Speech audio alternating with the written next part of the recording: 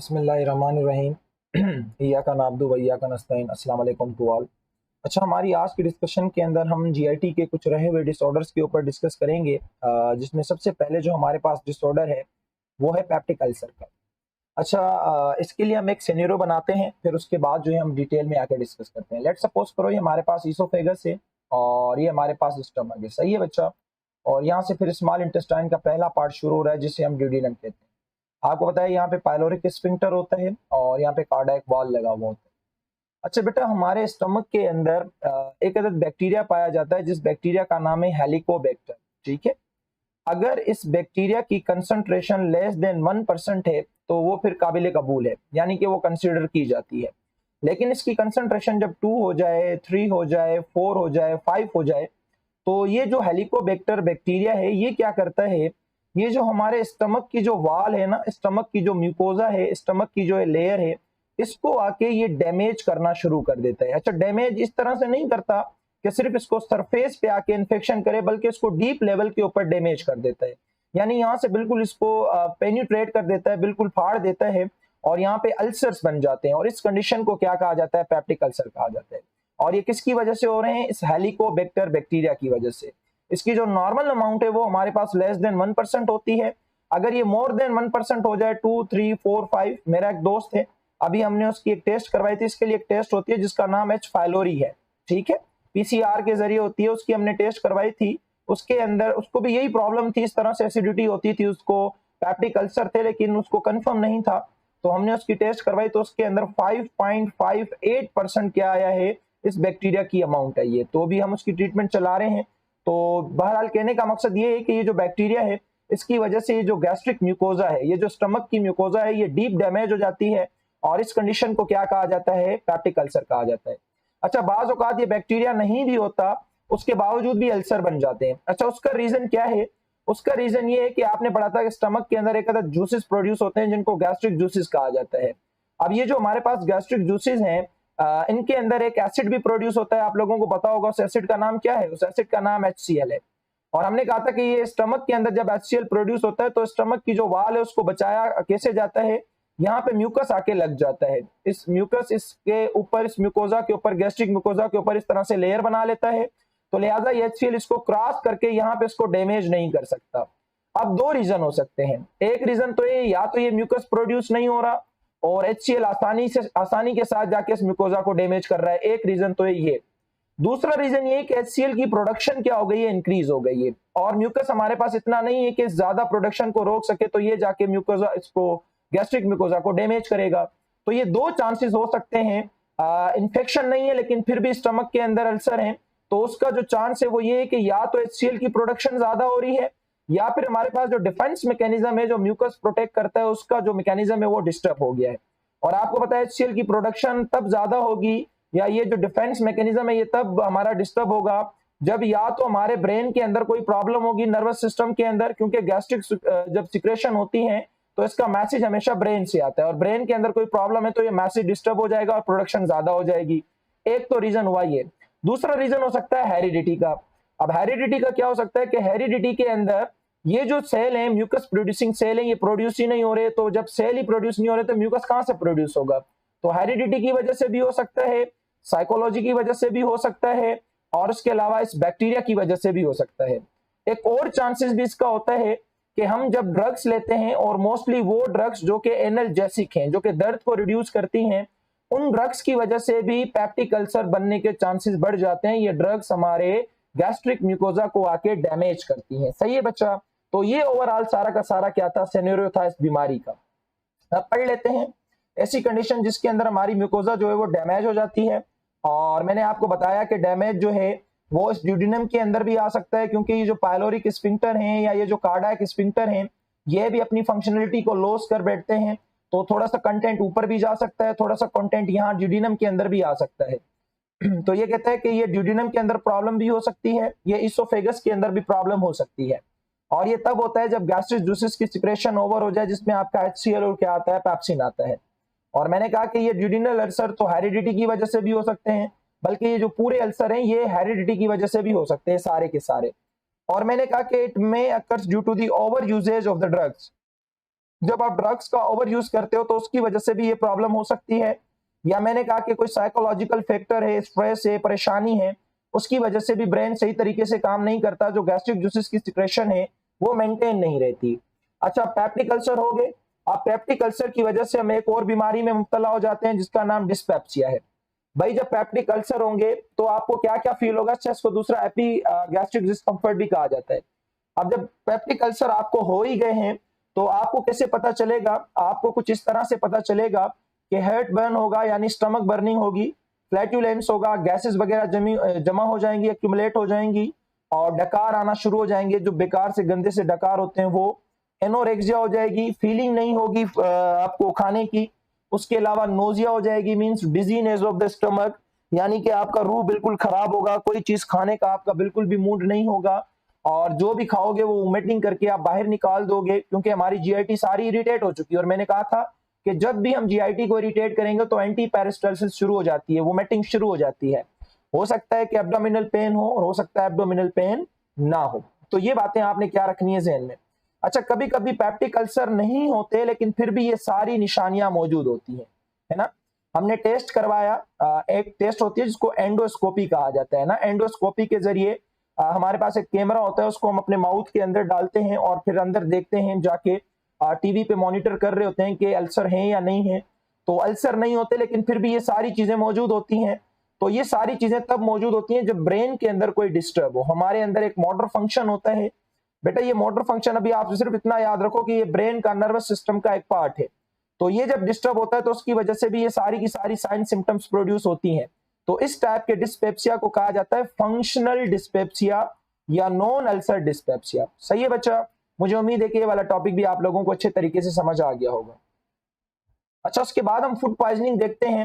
ये बहुत आसान सा टॉपिक है बेटा। देखो, बाज औकात ऐसा होता है कि कभी कभी हम कंटामिनेटेड फूड खा जाते हैं, मीन्स के जो इन्फेक्टेड फूड है वो खा जाते हैं, या कंटामिनेटेड हम वाटर को ड्रिंक करते हैं, पानी हम पी लेते हैं, तो उनके अंदर बैक्टीरिया, वायरस, फंगस, अल्जी और प्रोटोजोआन, इनके हमारे पास स्पोर्स मौजूद होते हैं। तो वो स्पोर्स हम इंजेस्ट कर जाते हैं और वो स्पोर्स अंदर जाके फिर टॉक्सिन्स प्रोड्यूस करते हैं। वो बैक्टीरिया खुद भी क्या करते हैं? टॉक्सिन्स वगैरह प्रोड्यूस करते हैं। तो उससे हमारा जो इंटेस्टाइन का पूरा जो जीआईटी का सिस्टम है वो डिस्टर्ब हो जाता है, और इस कंडीशन को कहा जाता है फूड पॉइजनिंग। तो कहते हैं कि एक ऐसी कंडीशन जिसमें आपको वोमिटिंग होने लग जाएगी, डायरिया होने लग जाएगा, आपने फूड खाया और उसके पूरे 48 घंटों के बाद, क्योंकि उस दौरान जो आपने फूड खाया उसमें जो भी कंटामिनेशन थी, जो भी वायरस थे, जो भी बैक्टीरिया थे, जो भी प्रोटोजोआन थे, वो अपने टॉक्सिन्स प्रोड्यूस करते रहेंगे, वहां पे स्पोर्स प्रोड्यूस करते रहेंगे। तो आपका ये पूरा का पूरा जीआईटी डिस्टर्ब हो जाएगा। तो अब ये जितना भी अंदर कंटेंट पड़ा हुआ है ये सारा का सारा पॉइजन हो चुका है। अब आपकी बॉडी क्या करेगी? इसको बाहर निकालने की कोशिश करेगी। एक तो कोशिश करेगी कि मैं इसको माउथ से निकालूं, दूसरा कोशिश करेगी कि मैं इसको एनएस से निकालूं, और जितना जल्दी हो सके उतना निकालूं। तो मूवमेंट जब एनएस से रैपिड हो जाएगी, this is said to be diarrhoea, और जब मूवमेंट माउथ से रैपिड हो जाएगी, this is said to be vomiting. तो इस कंडीशन को क्या कहा जाता है? फूड पॉइजनिंग, जो कि सिर्फ कंटामिनेशन की वजह से हो रही है, फूड और ड्रिंक के, जो कि वायरस, बैक्टीरिया या प्रोटोजोआन की वजह से भी हो सकती है। अच्छा, जो मोस्ट कॉमन बैक्टीरिया है वो हमारे पास साल्मोनीला है। ये साल्मोनीला एक बैक्टीरिया की स्पीशी, आप लोगों ने परेशान नहीं होना। तो ये फूड को कंटामिनेट या फूड पॉइजनिंग के लिए एक मोस्ट कॉमन बैक्टीरिया अपने आप को कहलवाता है। और ये बैक्टीरिया तब अब आपकी बॉडी में ट्रांसफर होता है जब हम डोमेस्टिक फॉल्स का इस्तेमाल करते हैं, या अंडर कुक्ड हमारे पास जो फूड होते हैं जिसको हम सही तरीके से कुक नहीं करते, या जो रॉ एग्स होते हैं, जो कच्चे अंडे बॉडी बिल्डर पी जाते हैं, उनके अंदर ये बैक्टीरिया ज्यादा क्या होते हैं? मौजूद। तो उनके अंदर फूड पॉइजनिंग के चांसेस भी क्या हो जाते हैं? बढ़ जाते हैं। सही है बच्चा? आप लोगों ने देखा होगा कि हमारे पास टीवी में कहते हैं कि फूड पॉइजनिंग फला होटल में पकड़ी गई है। वो इसलिए क्योंकि वो प्रिजर्व किया हुआ फूड, वो ऐसे अनहाइजीन फूड जो कि सही तरीके से स्टोर नहीं किया गया, वो जब बच्चों को दे देते हैं तो उनका इम्यून सिस्टम इतना स्ट्रांग नहीं होता, तो लिहाजा उनके अंदर फूड पॉइजनिंग के चांसेस बढ़ जाते हैं। अच्छा, उसके बाद हमारे पास मल न्यूट्रिशन है। बेटा, मल न्यूट्रिशन का मतलब होता है कि जब किसी इंसान के अंदर या तो न्यूट्रिएंट की डेफिशिएंसी हो, या जब किसी इंसान के अंदर न्यूट्रिएंट की अमाउंट बढ़ जाए तो उसको क्या कहा जाता है? मल न्यूट्रिशन। या बहुत आसान लफ्जों में हम कहते हैं इम्बैलेंस ऑफ द फूड, यानी कि फूड का जब क्या हो जाए? इम्बैलेंस। अगर फूड की डेफिशिएंसी है तो अंडर न्यूट्रिशन, अगर फूड का एक्सेसिव अमाउंट है तो this is said to be overnutrition. हम एक मिसाल देखते हैं अंडर न्यूट्रिशन की, एक मिसाल हम देखेंगे ओवर न्यूट्रिशन की, और उनके कॉन्सिक्वेंसेस भी हम देखेंगे। अच्छा, ये कहता है कि अंडर न्यूट्रिशन जो कंडीशन है ये मोस्टली उन कंट्रीज के अंदर होती है जो अंडर डेवलप्ड होती हैं, जो वेल डेवलप नहीं होती। आप सब लोगों को पता होगा, आपने कहीं ना कहीं पढ़ा होगा, बेटा देखो ये हमारी ब्लड वेसल्स है ना, और ये ब्लड वेसल्स की जो वाल है, अब इसके अंदर प्रोटीन का एक बड़ा इंपॉर्टेंट रोल होता है, और प्रोटीन इस वाल की परमिएबिलिटी को मेंटेन रखती है। तो हम जब इस वाल के अंदर से प्रोटीन को हटाना शुरू कर देंगे, जब इसके अंदर प्रोटीन की डेफिशिएंसी होना शुरू हो जाएगी, तो ये वाल जो है अपनी परमिएबिलिटी को लॉस कर देगी। जब इसकी परमिएबिलिटी लॉस हो जाएगी तो यहाँ से वाटर का फ्लो हो जाएगा बाहर की तरफ, वाटर यहाँ से लीक होना शुरू हो जाएगा, फ्लूइड यहाँ से लीक होना शुरू हो जाएगा, और फ्लूइड लीक होने के बाद आपकी एब्डोमिनल कैविटी के अंदर एक्यूमुलेट होना शुरू हो जाएगा। और जब आपकी एब्डोमिनल कैविटी के अंदर फ्लूइड एक्यूमुलेट होना शुरू हो जाता है तो साइंटिफिकली इस ट्रम को कहा जाता है एडीमा। एडीमा का मतलब होता है accumulation of the excessive fluid in the abdominal cavity or any cavity, this is said to be edema। और ये एडिमा तब होता है जब अंडर न्यूट्रिशन हो, और अंडर न्यूट्रिशन के अंदर भी किसकी डेफिशिएंसी हो, प्रोटीन की डेफिशिएंसी, तो इससे हमारी जो आर्टरी वीन्स कैपिलरी हैं वो लीक हो जाती हैं और यहाँ से फ्लूइड बाहर निकलना शुरू हो जाता है और ये एब्डोमेन के अंदर जमा होना शुरू हो जाता है। इस कंडीशन को ये फ्लूइड वाली जमा होने वाली कंडीशन को कहा जाता है एडिमा, और इस पूरी की पूरी बीमारी को, इस पूरे के पूरे डिसऑर्डर को कहा जाता है वेश-यॉर्कर डिसऑर्डर्स। मैं अभी आपको दिखाता हूं। ये कहता है कि एक्सट्रीम प्रोटीन डेफिशिएंसी में काज वेश-यॉर्कर डिजीज, ये साइंसदान का नाम है जिसने सबसे पहले देखी थी। और इसमें होता क्या है कि due to the deficiency of protein the fluid in the blood leaks from the blood vessels, जो ब्लड के अंदर फ्लूइड मौजूद है वो ब्लड वेसल्स के से लीक होना शुरू हो जाएगा और आपकी बॉडी के अंदर एक्यूमुलेट होना एब्डोमिनल कैविटी में शुरू हो जाएगा और नतीजे में एडिमा हो जाएगा। और इस बीमारी को, डिसऑर्डर को हम क्या कहते हैं, वेश-यॉर्कर डिजीज कहते हैं।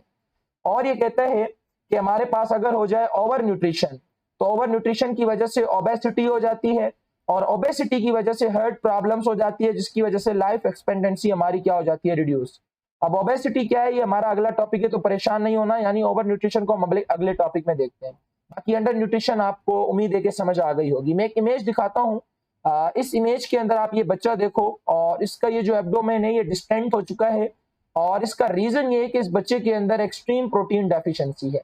यहाँ पे लिखा भी हुआ है inadequate amount of the protein in the body, this disease is usually found in the countries where good food is not readily available। यानी कि उन ममालिक के अंदर होता है जहाँ पे गुड फूड जो है वो हमारे पास अवेलेबल नहीं होता। अच्छा, उसके बाद हमारे पास जो हमारा अगला डिसऑर्डर है वो है ओवरवेट एंड ओबेसिटी का। बेटा देखो, ये हमारे पास जो ओबेसिटी है ना, इसका मतलब यही होता है कि जब आपकी बॉडी के अंदर एक्सेसिव फैट जमा होना शुरू हो जाए। देखो, हमारी स्किन के नीचे जब फैट की एबनॉर्मल एक्यूमुलेशन स्टार्ट हो जाती है ना, एक्सेसिव एक्यूमुलेशन जब फैट की स्टार्ट हो जाती है, तो उस शख्स के लिए जो टर्म हम इस्तेमाल करते हैं that is said to be obesity. और ये एक्सेसिव फैट आपके अंदर तब जमा होगा जब आपके पास एनर्जी इनटेक और एक्सपेंडिचर का इम्बैलेंस होगा।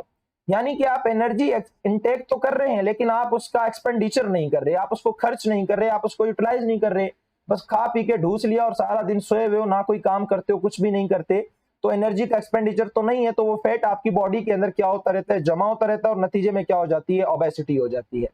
और आपको पता है कि जब भी ओबेसिटी होगी तो इससे ब्लड ग्लूकोज का लेवल क्या हो जाएगा, बढ़ जाएगा और आप डायबिटीज के पेशेंट बन जाओगे। और आप सब लोगों को पता है कि जितने भी डायबिटीज के पेशेंट्स होते हैं उनके अंदर ब्लड वेसल्स जो हैं वो डैमेज होना शुरू हो जाती हैं, और जब यहाँ से ब्लड वेसल्स कोई डैमेज होना शुरू हो जाएगी, अब यहाँ पे ग्लूकोज पड़ा हुआ है और यहाँ पे हमारे पास फैट के कुछ पार्टिकल पड़े हुए हैं, तो ये क्या करते हैं, ब्लड के फ्लो के अंदर रुकावट क्रिएट करते हैं। जब ब्लड का प्रेशर यहाँ पे रुकावट क्रिएट करते हैं तो प्रेशर यहाँ से ब्लड का इंक्रीज हो जाता है, हार्ट प्रॉब्लम अलग होगी और नतीजे में हो सकता है ये वेसल्स रप्चर भी हो जाए। जब ये वेसल्स रप्चर होगी तो यहाँ पे ब्लड के क्लॉट बनेंगे। नॉर्मली तो ऐसा होता है ब्लड के क्लॉट को WBC आते हैं, खा के जान छुड़वाते हैं, लेकिन अगर ज्यादा ब्लड के क्लॉट बने हैं और खुदा ना खास्ता, अब ये वो आर्टरी है जो दिल की तरफ जा रही है जिसे हम कोरोनरी आर्टरी कहते हैं, ये वो आर्टरी है जो आपकी ब्रेन की तरफ जा रही है जिसे हम कैरोटिड आर्टरी कहते हैं। खुदा ना खास्ता ये ब्लड का क्लॉट जाके कोरोनरी आर्टरी में फंस जाए, आपका दिल तो काम करना छोड़ जाएगा, जिसे हम मायोकार्डियल इंफार्क्शन कहते हैं, हार्ट अटैक कहते हैं। खुदा ना खास्ता अगर ये जो ब्लड का क्लॉट है ये आके आपके ब्रेन वाली आर्टरी में फंस जाए तो आपका ब्रेन काम करना छोड़ जाएगा, जिसे हम ब्रेन स्ट्रोक कहते हैं। तो हमने कहा था ना कि ओबेसिटी की वजह से लाइफ एक्सपेक्टेंसी रिड्यूस हो जाती है, तो कैसे नहीं होगी, इतनी बड़ी प्रॉब्लम क्रिएट हो रही है। तो मैंने कहा कि ब्लड वेसल्स डैमेज होंगी, नतीजे में ब्लड क्लॉट बनेंगे जो कि आर्टरी को ब्लॉक करेंगे, और हो सकता है वो आर्टरी हार्ट की हो तो हार्ट अटैक हो जाएगा, हो सकता है वो आर्टरी ब्रेन की हो तो ब्रेन स्ट्रोक हो जाएगा, और नतीजे में अगर प्रॉब्लम सीवियर हो जाएगी तो नतीजे में इंसान की क्या हो जाती है, डेथ हो जाती है। तो भाई ओबेसिटी से बचने का आसान तरीका ये है कि ढूस के सोया नहीं जाता, ढूस के फिर एक्सरसाइज की जाती है, थोड़ा सा एनर्जी का एक्सपेंडिचर किया जाता है। उसके बाद हमारे पास एक और डिसऑर्डर है, that is the anorexia nervosa. ये मेरे ख्याल में किसी टेस्ट के अंदर आ भी चुका है, मुझे एग्जैक्ट याद नहीं आ रहा। ये वो लड़कियां जो कि डाइट की बड़ी शौकीन होती हैं, तो उनके अंदर ये एक साइकोलॉजिकल प्रॉब्लम हो जाती है कि उनको भूख नहीं लगती। अब होता ऐसा है कि जो लड़कियां डाइट करती हैं ना, जब वो फूड को रिफ्यूज करती हैं, एक बार ब्रेन ने सिग्नल दिया फूड का, आपने रिफ्यूज 2 बार 3 बार, तो बार बार रिफ्यूजल से साइकोलॉजिकल कंडीशन डेवलपमेंट हो जाती है और उस लड़की को भूख लगती नहीं है। वो जो यंग गर्ल होगी उसको भूख नहीं लगेगी, तो नतीजे में वो डे बाय डे वीक होती जाएगी। उसके अंदर जो उसकी बॉडी का फैट है, जो मसल्स हैं, आपकी बॉडी को तो एनर्जी चाहिए, वो उसको तोड़ने लग जाएगी, प्रोटीन मसल्स की तोड़ने लग जाएगी और वहां से बॉडी की नीड पूरी करेगी। तो नतीजे में वो बिल्कुल वीक हो जाती है। आप गूगल पे इसकी इमेज देख सकते हो, इमेज थोड़ी सी अजीब थी इसलिए मैं आप लोगों को नहीं दिखा रहा। तो mostly scenes in young girls, तो ये यंग गर्ल्स के अंदर ज्यादा देखी जाती है, और ये तब होती है जब आप लंबे अरसे के लिए फूड को इनेबिलिटी करो या उसका रिफ्यूजल करो खाने से, तो ये प्रॉब्लम क्या हो जाती है, डेवलप हो जाती है। उसके बाद हमारे पास ब्यूलिमिया है, और इस डिसऑर्डर का जो वाबस्ता है, जो लिंक है, वो हमारे पास जो ओल्डर वुमेन होती हैं, जो यंग वुमेन होती हैं, उनके अंदर है, और ये बिल्कुल एनोरेजिया के अपोजिट है। इसमें कोई चीज खाती नहीं है और इसमें कोई चीज छोड़ती नहीं है, जो भी मिलता है उसकी बिंज ईटिंग करती है, बाकायदे खूब दबा के खाती है। तो कहता है कि characterised by the recurrent boards, बार बार भूख लगेगी, वो भी बिंज ईटिंग के, lack of control of over eating during binges, जो भी खाने बैठेगा उसके साथ बैठ के खाना शुरू हो जाएगी और बिल्कुल ओवर ईटिंग करेगी। This condition is mostly found in the adult women. ये भी एक साइकोलॉजिकल हमारे पास क्या है बेटा, डिसऑर्डर है। तो ये कुछ डिसऑर्डर्स हमारे पास चैप्टर नंबर 12 के रहे हुए थे, जो आप लोगों के साथ आज मैंने क्या कर दिए, शेयर कर दिए। मुझे उम्मीद है कि यहाँ पे जो जितनी भी चीजें हमने डिस्कस की हैं वो आप लोगों को समझ आई होंगी। आप उसको पढ़ें, अच्छे तरीके से समझें। जहां भी आप लोगों को प्रॉब्लम क्रिएट होती है, मैं बैठा हुआ हूँ, आप मुझे मैसेज भी कर सकते हैं, कमेंट बॉक्स में भी आप मुझसे पूछ सकते हैं। अपना बहुत सारा ख्याल रखिएगा। अल्लाह हाफिज।